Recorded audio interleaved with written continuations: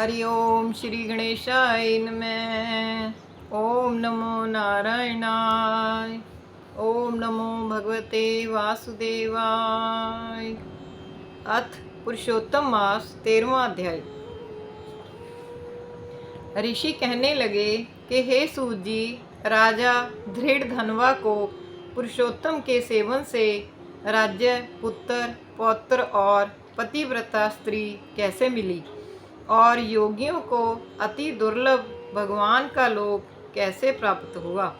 इसलिए आप विस्तार से इस इतिहास को कहिए।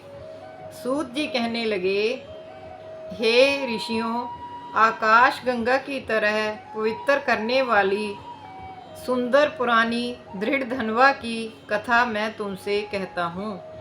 है देश का चित्रधनवा नाम से विख्यात राजा हुआ।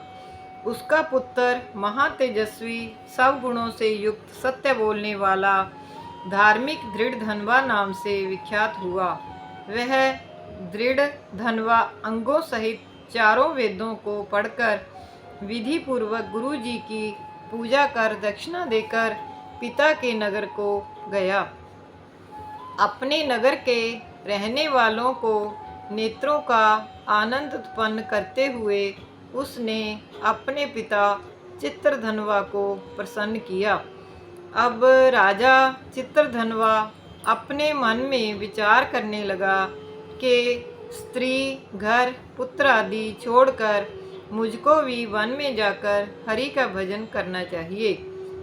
ऐसा मन में विचार कर समर्थ राजा धृढ़धनवा को सब राजपाट सौंपकर विरक्त होकर पुलह ऋषि के आश्रम को चला गया।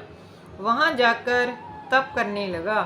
कितने ही काल तक तप करके चित्रधनवा हरि के धाम को चला गया। धृढ़धनवा ने जब अपने पिता की मृत्यु को सुना, तब अपने पिता की और्ध्व दैहिक क्रिया की, फिर नगर में राज्य करने लगा। राजा धृढ़धनवा की गुणसुंदरी नाम की स्त्री थी। उसके 4 पुत्र हुए और चारुमती नाम की एक कन्या उत्पन्न हुई। उसके पुत्र चित्रवाक, चित्रवाहा, मणिमान और चित्रकुंडल नागों से विख्यात हुए।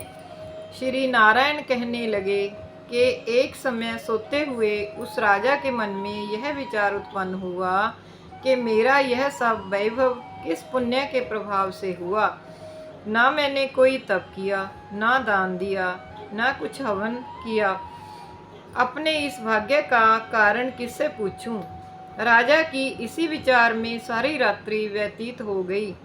प्रातः ब्रह्म मुहूर्त में उठकर यथाविधि स्नान आदि करके खड़ा होकर उदय होते हुए सूर्य को अर्घ्य देकर, ब्राह्मणों को दान आदि देकर और नमस्कार करके वह राजा घोड़े पर चढ़कर तत्काल शिकार के लिए वन में गया। वहां उसने शिकार किया। उसी वन में राजा धृढ़धनवा के बाण से घायल होकर एक मृग दूसरे वन में भाग गया।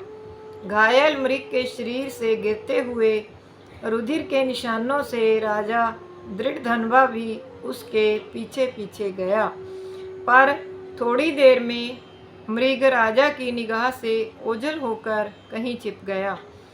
राजा ने प्यास से व्याकुल होकर फिरते फिरते सागर के समान एक सरोवर को देखा। वहां पर तत्काल जाकर उसने पानी पिया। वहीं उसने अत्यंत घनी छाया वाला बट का वृक्ष देखा। उसकी जटा में घोड़े को बांधकर राजा वहां पर बैठ गया। वहां पर वाणी बोलता हुआ तोता आया। राजा को अकेले बैठा हुआ देखकर वह शुक बार बार एक ही श्लोक बोलता रहा। तू पृथ्वी में अत्यंत सुख को देखकर सार वस्तु को नहीं विचारता तो कैसे पार पहुँचेगा। ऐसे उसके इन रहस्यपूर्ण वचनों को सुनकर राजा को यही सोच हुआ कि बारंबार यह शुक ऐसे वचन क्यों कहता है। क्या वह शुकदेव जी हैं? मुझ मूढ़ को संसार सागर में डूबे हुए देखकर मुझको श्री कृष्ण का भक्त समझकर मुझ पर कृपा करके उद्धार करने को आए हैं। वह इसी विचार में था कि पीछे से उसकी सेना आ गई।